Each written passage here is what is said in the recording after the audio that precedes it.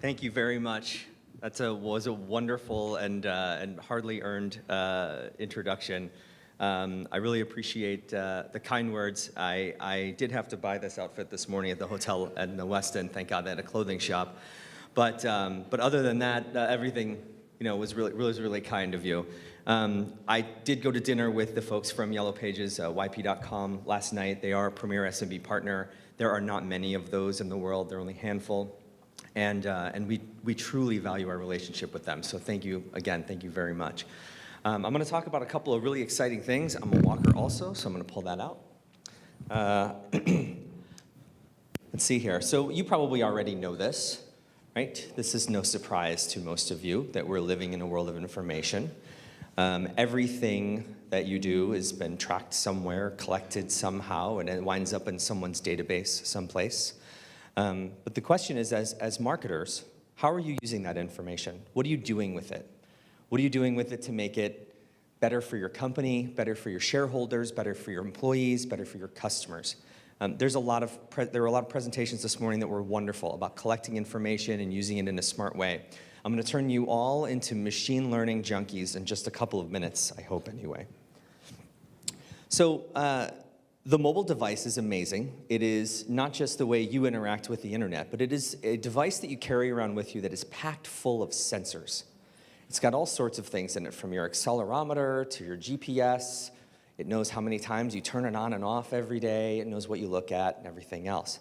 And yeah, that data is anonymized, so that's good, right? You don't want it to be something where it's not anonymous data. But it is data that's very powerful. It's powerful not just for marketing purposes, but also to improve the world. And that's some of the stuff I'm going to talk about later in the presentation. It's how we're getting more people onto the internet. Anybody know how many people are on the internet right now in the world? How many people are in the world? 7 billion, yeah. How many people on the internet? Would it surprise you to learn fewer than half? Probably not, right? 2.5 billion. So Google's got a goal to get another billion people online, and ultimately to get everyone online, but we're going to start with the next billion. And that's what we call it. We call it the next billion. And I'm going to talk about that a little bit later. First off, I want you to understand something in marketing that's very important when it comes to using your data. And this is something called the zero moment of truth. Now, I've presented the zero moment of truth for years. And if you've caught a previous presentation I've done, you've heard me talk about the zero moment of truth. The zero moment of truth is a pretty new phenomenon it exists online. It has existed in other places, but it just wasn't done very well. I'll explain it. A customer has a need. Maybe they're aware of the need, maybe they're not aware of the need. Maybe it's an unconscious need. But in some way, somehow, they're stimulated. The stimulus is where they receive some sort of message that says, hey, you have this need, and there's this product out there that will satisfy that need, or a service that satisfies this need. That stimulus generally comes now in the form of display advertising. For years, it was through radio and television and mass outreach advertising channels. But somehow the stimulus gets to a person. From that point forward, until the very moment the person purchases in store that thing or buys the service, everything from the stimulus until that point, including the stimulus itself, is marketing. And marketing can be true, it can be deceptive, it can be many different things. But it's all marketing, meaning it's all subject to human perception. The moment of truth, the first moment of truth, used to occur when you'd physically touch the product in the store, or the first time you walked into the service business and check it out. The second moment of truth occurred after you used the product and you had an experience with it. And we talked about customer experiences earlier, and I wish I had known we were going to talk so much about customer experiences, because the job I'm leaving at Google is the head of customer experience programs for advertising and commerce, so I had a ton of information on customer experience. But that's okay. I'll probably be back and I can talk about that stuff again. So what happens here that's really interesting is that the second moment of truth, the experience a customer has, is now becoming the zero moment of truth for all of a new set of customers, where individuals are researching online, usually, mostly, things about trying to gather information about a product or a service before they purchase it. And would it surprise you to learn that we started measuring how many websites customers will go to learn about a product or service before they make a purchase decision in 2010? It's the first time we did it. It was a shopper sciences study. And from 2010, the average was around 5 websites, 5.6, I think it was. 2011, it doubled. 2012, it doubled again. Pretty amazing, right? It keeps doubling every year. People are looking at more and more sites. Why? Well, part of it has to do with there's more information available. This is where the content play comes in. And if you're not providing information about your product or service, somebody else is. And do you not want to control that message? The second thing is mobile devices. So people check their phones 150 times a day. You don't look at your laptop that often. You don't look at your desktop that often. And so every time you open that device and you think, because you're in the bathroom, because you're on the bus, you probably don't time it. Maybe you take the bus. I don't know. You're all wearing nice clothing. Maybe the bus it's beneath you. I'm not sure. Maybe you're all Uber blacking everywhere. I don't know how you travel. However you travel, you're gonna have these micro moments, these tiny moments where you stop thinking about what you're thinking about, and you start thinking about making a decision where a marketer wants to get involved, wants to tell you something. And when that happens, you have to be ready. And that's called the micro moment. And the micro moment, we talked about battlegrounds. Micro moments are the battlegrounds for bands. Bands. The battleground for bands. They're the battleground for brands. Sorry. But we can talk about bands after the conference. Yeah, so these are the battlegrounds. So I'm going to teach you to don your armor and pull out your sword, and you're going to actually be really great at fighting this battle. All right, I'm going to start with segmentation. How do you segment your existing customers today? Anyone want to volunteer and tell me a common segmentation strategy? Customer group A, B, C, what is it? Yes, sir? Demographics, that's a very common one. Male, female, race, where they live, right? How about, what's the most common one? Personas, well, I'm glad, so you're a plant in the audience, that's awesome. I want you to get to personas. Right? And I want to get you to the point where you're at personas. Most people actually segment by spend. They say, I have low spenders, I have medium spenders, I have high spenders. All right? But there are a lot of ways to map the journeys of customers based on their personas. Thank you, sir. And you can measure a customer's persona after you've collected data on the customer. That's not that hard. I'm going to show you how to do that. But what's really a lot more interesting is being able to collect a bunch of data on your existing customers, divide them up into personas, and then figuring out the things that those personas do really early on when they become a customer so that you can predict what persona they're in the second day they've become a customer, the third day, the first hour. That's where we get into predictive analytics in order to use personas for segmentation. So again, most companies leverage spend segments. They've got high spenders, medium spenders, and they've got low spenders. But there's a lot more information. As I said, not just the mobile device, but everything the customer does in your product. If you're selling something online, if you have a service that appears online, all of that is information that can be collected. How many times do they go to your help center? How long do they spend in the help center? How many articles do they read?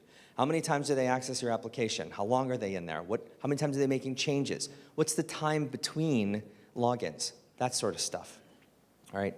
So these are things that can be measured. It's measured using a quantitative technique called clustering, which is an unsupervised machine learning. Okay, big words now. We're getting into big words. Fear not. This is going to be really easy for you, okay? It's used for knowledge discovery, this idea of clustering. We're all going to cluster right now. So I said before that we start off with most companies who segment based on spend, or they segment based on one dimension. And they say, okay, well, I've got low spenders, medium spenders, and high spenders. But when you add a second dimension, say, for example, it's the frequency or the number of times they log into your website or appear on your website. Now you've got some clusters starting to form. They're still not very good, but they're okay. We've got down here in the lower left corner, you got low frequency, low spenders, and high frequency, high spenders, but you've got low frequency, medium spenders, and low frequency, high spenders, and a bunch of other folks. When you add a third dimension to this, it becomes a little bit more visually appealing to you. You can start to see, okay, well, here's some clusters that actually are starting to make sense to me. I can now market to these guys a little bit more appropriately. And by the way, I mean, using demographics is very common, but it's not as good as personas and clusters. We call these clusters personas, right? Thank you. So it's not as good because it turns out there aren't as many differences between African American and Asian and white, Caucasian, as there are between people who behave differently or have different interactions or different spends or whatever, for many reasons. But this is a much better way to figure out who your personas are. Now, we look at over 100 dimensions. So this becomes very difficult after 3 dimensions because it becomes hard. It's tough to see. You've got to add colors and all sorts of other things. But machine learning, this is not hard. I mean, this would be hard on Microsoft Excel. But luckily, we have tools that will help you with this, and I'm going to tell you about one right now. So that tool is called Tensorflow. Deep learning is this branch of machine learning loosely inspired by how the brain works. We have had experience building software for deep learning over the last few years. Although it was initially a research project, we've since collaborated with about 50 different teams at Google and deployed these systems in real products across a really wide spectrum of areas. Today, it's used heavily in our speech recognition systems, in the new Google Photos product, Gmail, in search. We've really taken all that experience and built that into TensorFlow. TensorFlow is this machine learning library that's used across Google for applying deep learning to a lot of different areas. Doing both artificial intelligence research and deploying these production models. They're really powerful at doing various kinds of perceptual and language understanding tasks. These models are able to actually make it so computers can actually see and are actually able to understand what is in an image when you're looking at it, what is in a short video clip. And that enables all kinds of powerful product features. Machine learning is the secret sauce for the products of tomorrow. It no longer makes sense to have separate tools for researchers with machine learning and people who are developing real products. There should really be one set of tools that researchers can use to try out their crazy ideas, and if those ideas work, they can move them directly into products without having to rewrite code. On the research side, the goal is to bring new understanding to existing problems, advance the state of the art on existing problems, understand new problems that weren't considered before. Then on the engineering side, the goal is to take those insights from the research community and use them to enable products and product features that wouldn't have been possible before. Part of the point of TensorFlow is to allow collaboration and communication between researchers. It allows a researcher in one location to develop an idea and explore it, and then just send code that someone else can use on the other side of the world. We are making it a lot easier for humans to be able to use the devices around them. We think having this as an open source tool really helps that and speeds that effort up. So we expect developers to be able to do a lot more than they can do today. We think we have the best machine learning infrastructure in the world, and we have the opportunity to share that. And that's what we want to do here. Yeah, so TensorFlow is open source, meaning you can use it right now.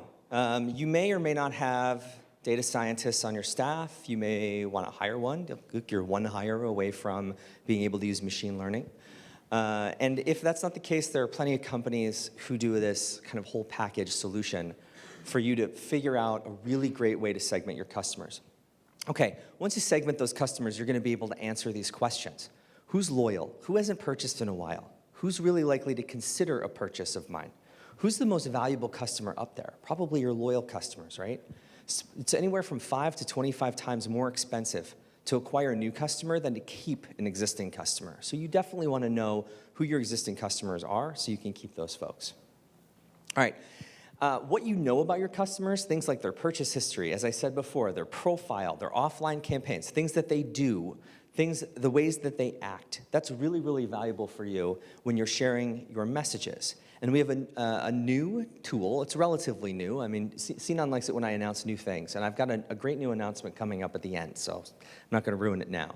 But Customer Match is published about 6 months ago. This is a tool in AdWords where you're able to match your existing customer base or your lead gen customer base, your file of customer information, to Google's most powerful platforms for advertising. Let me show you how it works.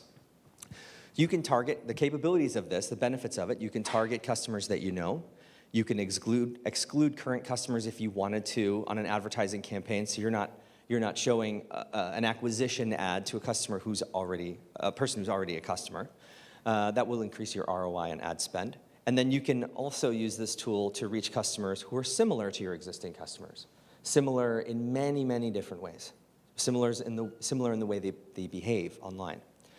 So what is this? Okay, it's a step-by-step process here, and maybe this is a little detailed if you guys aren't running advertising campaigns yourselves, but you basically take a list of first-party data, like a list of the email addresses of all of your customers, and you upload that into AdWords. AdWords will match those email addresses with existing Google accounts, and many people have Google accounts. From there, it erases the email addresses. It doesn't keep it, because we have unique identifiers for all these accounts, and it's anonymous. You can't see it, we can't see it, so it's double blind. Then you create this list, this marketing list in AdWords, and you can say, well, I want campaigns to go to that list of people, or I want to run campaigns that exclude that list of people. And then another very powerful thing is we will generate a similar audience list from the list that you gave us to say this is a similar list. These are a list of people who are very similar to this group. So you can find customers who are like your current customers, right? So there's a lot of benefits to this. Google has billions of monthly searchers. We've got more than 1 billion users on YouTube, 1 billion users in Gmail. You're able to access your ads. Your ads will be able to access all of those people who use those products, which pretty much is everybody, right? Well, it's not everybody, because we've got 6 billion to go, of course, but it's everybody you probably want to sell to. Yeah, and there's no latency in this data. So what I mean is we're able to our cookies that track this stuff, they're updated in real time. It's a very, very powerful platform for advertisers. So think about it. Think about using it. It doesn't cost you any extra than the cost per click when you use this in AdWords. Okay. So I talked a couple of minutes ago about mobile. Mobile is super important for us. The next billion people are going to come online through a mobile device, right? Mobile has incredible growth, as you probably already know. What you may not know is that 29% of smartphone users are going to switch immediately to another site if the site they're on doesn't satisfy their needs. So mobile design and mobile content is very, very important. And I have couple of numbers on this I want to make sure I get right about progressive. So first I want to tell you that about 70% of those people switch due to lagging load times. We'll talk about load times in a second. And 67%, 2 out of 3, are switching because there's too many steps in the purchase process. So whatever your workflow is on your mobile interface, whatever that is, if it's in an app, if it's on a mobile website, the more steps you include, the more massive amount of drop-offs you will have. So progressive is one of our case studies here. They used to have a claims process online that took 24 steps. It was very painful. And they reduced that to 5 steps. When they went from 24 steps to 5 steps, they had a 7x, 7-fold increase in the number of claims that were submitted online. Now, why is that a good thing for Progressive? Aren't claims bad for an insurance company? Well, of course they're bad, but you're going to get claims no matter what. You'd rather have the claims done online because it's much cheaper to process a claim online than it is over the telephone or in person. So that's a great case here. We've got 61% of smartphone users more likely to buy when the app is customized to their location, again, using that location data that comes in the phone automatically. And then another 40% of shoppers, they'll wait no more than 3 seconds before abandoning a website, a retail or a travel site. So a great case study here is Walmart. Back in, I believe it was 2014, it took you 7.2 seconds to load the Walmart website on a mobile device. Now, boom, you've already lost more than 40% of your customers there right off the bat. They get tired of waiting, especially if they're American, because, you know, we're all super impatient all the time. They dropped that down to 2.9 seconds. And when they dropped it down to 2.9 seconds, for every second they shaved off, they got a 2% uplift in conversions. Do you know what 2% uplift in conversions is for Walmart? It's a lot of money. I mean, conversions are, you know, getting a conversion percentage like that it's tremendous. So that was great for them. They did it by getting rid of primarily 3 things. One is custom fonts. So if you're using custom fonts on your mobile site instead of standard fonts, not only does the web page have to load, but all that font data, the shape of every letter has to load. People don't think about that maybe when they do mobile web design, but they could, and it would be much better of an experience.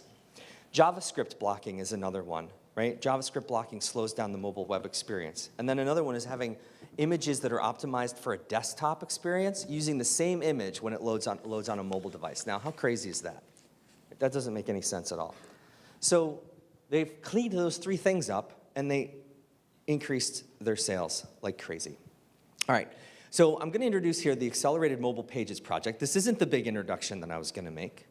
That's coming up in a couple more slides. This is still a little bit older. This is a few months ago that we announced AMP, the AMP project.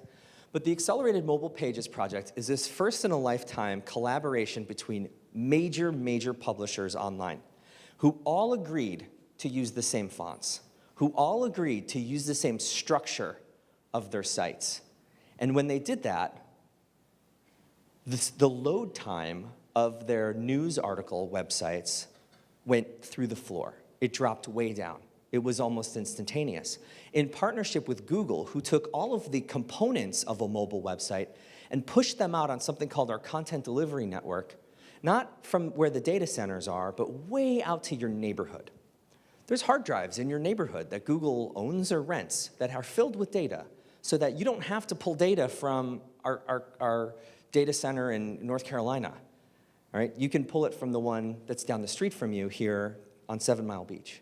That's pretty cool, and it's much faster, and it reduces internet traffic, which makes it faster for everybody else. So take a look at this video from Accelerated Mobile Pages. First started playing with the web, the great thing was that you could surf. You could go to one site, read something, find a link there, click, you're off to another site. It was the single greatest driver of innovation that we've ever seen. Thanks to smartphones, everybody has the internet in their pocket. But the mobile web is really at odds with what everybody does on the web, which is surf and browse, and that should all be fast and easy, and right now it just isn't. So this thing which should be a source of utter wonder is a source of frustration. Waiting. Not letting me scroll. Now it's loaded. People bounce. So if the page doesn't load within a couple seconds, they move on to the next page. That is the worst possible outcome for everyone involved. So Google, together with dozens of other publishers and technology companies, sat down to try to find a solution for this. And our solution was the AMP project. AMP is a fantastic industry collaborative approach to make mobile web faster. You'll see the benefits of an AMP page when you first go to one. The first thing is instant speed. The next click is only sort of like one little scroll away. More people will see us, more people will see our ads, more people will be able to read our content. We love the ability to style our own pages. There's a great opportunity for us to really look like our brand, feel like our brand. With this sort of open philosophy that it's unfettered and unrestricted and you can do pretty much anything you'd like with it. Publishers can maintain control over their own destinies, control over their own products, control over their own business models. And the best way to do that with an engineering project is to make it an open source project. We feel like it's really important that there's not a gatekeeper between a publisher and them reaching their audience. The success of the AMP project is not going to be based on the leadership of one. It's going to be based on the leadership of many. You have a problem that is common to others, you work together to find a common solution. So it's like all of a sudden everybody jumping in and doing stuff, and then something comes out, which is great. Something that we've needed to do for a very long time as an industry. This is the spirit of the web at its best. Just give it a try. Show up at the GitHub page, read the documentation, see what it would mean for your pages. We shouldn't be fighting over what a hyperlink is anymore. It's time to figure out how to tell the best stories. You know, those of us involved with the AMP project are involved in many regards because we love the web, and we want the web to be as vibrant and healthy as all of us know it can be. We want it to be fast and furiously compelling. We want to make the web great again. It's really as simple as that. Can we make the web great again? Yeah, so take a look at the AMP project. Just to get a couple more things I want to make sure you're aware of. Accelerator is my new project at Google. It's pretty cool. It's a micro-caching device that can speed up the internet experience. It works on the same principles I just talked about. It's going to help us get more people onto the internet. It's going to help us give a better experience to the people who get onto the internet. Things are going to be faster. They're going to be better. The on-hub router is a device that we launched just a few months ago. So Google, stop it. Google is, we're in the hardware business now, right? It's very exciting, it's new for us. But these are devices, they're actually not made by us, they're made by 2 partner companies. But this is a cool device, okay? You've all got a router, probably in your, if you have Wi-Fi in your house, you have a router that sends that wireless signal out. I bet that router is a pain to set up. We have a great video. I don't have time to show it, but there's a great video on the router about, you have these passwords that are ridiculous. They're 95 characters, and they're capital this and lowercase that and exclamation point. And then you've got this thing that looks like a bear claw. It's got like 9 antennas that stick out of it. They've got LEDs on it. You don't know what they mean. It's flashing fast. It's flashing slow. I don't know. What does it mean, right? You've got all this nonsense. They're ugly. We want the router to be something that's attractive because it's supposed to go in a place that is open. It's not supposed to be tucked in a closet. It's supposed to be out there in the open. For the router on the right, you can actually purchase artistic covers for it, and you can put it out on your table as a table lamp or next to the table lamp, almost like it's going to be artistic. And it's got 360-degree antennas all the way around it, and it has one antenna on the top, and all that antenna's job is to figure out which is the best, least interference, most effective channel to send the signal out. It'll optimize and prioritize your devices. So for example, some of you have like internet-based things in your home that really aren't that important, and they constantly take up bandwidth. But when you're on your mobile phone and you want to load something, you want it to go fast. The on-hub router will prioritize that data over the data that gets sent to your television when it's off, or your set-top box that's listening to what you're doing so it can show you commercials or something. So that sort of thing, right? It's a great, great, great product. Okay, here's the big announcement. Just a couple of days ago, on March 28th, we published on the AdWords blog that we are completely redesigning the user interface for AdWords, our flagship $75 billion a year product, right? It's a completely new vision for the company. You can read about this on all the Google blogs, right? All the other company, the publishers who follow Google. But you can see this visually is a beautiful experience. And there's a lot more information that you can learn from your advertising in the overview section. Over here on the left, as you see your overview section on AdWords. So this is going to start rolling out. We've already launched it to some customers. It's going to take a long time to get to everybody. Google has a lot of customers, so it could take over a year or more. But eventually, that's the new face of AdWords, and it's really exciting, and I was really happy to show it to you. I have a question for you as I just wrap up here. Who knows what the biggest prize-based competition is in the world? The biggest prize-based competition, not a lottery, but a competition where people have to compete and then win and earn a prize. Oh, good. And how much is the biggest prize for this competition? Any ideas?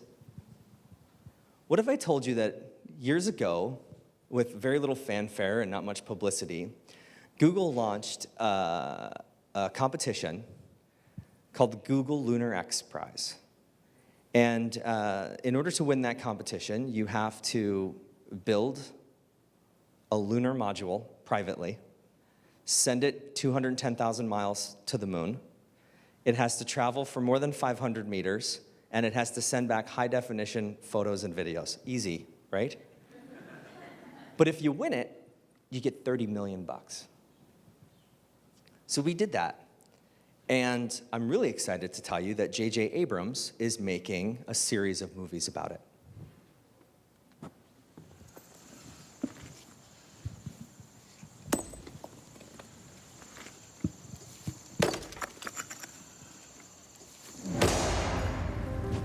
Nice job.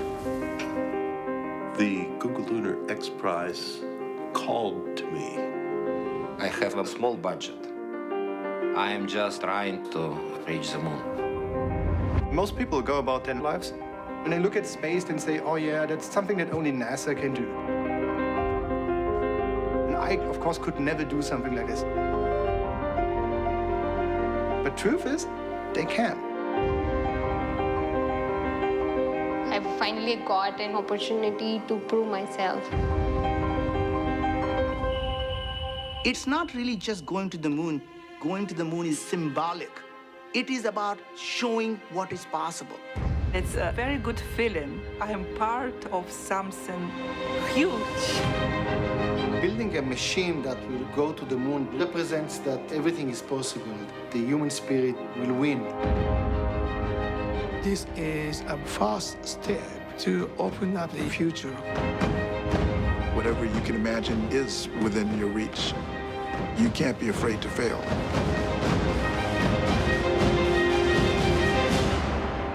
This getting to the moon is really getting good.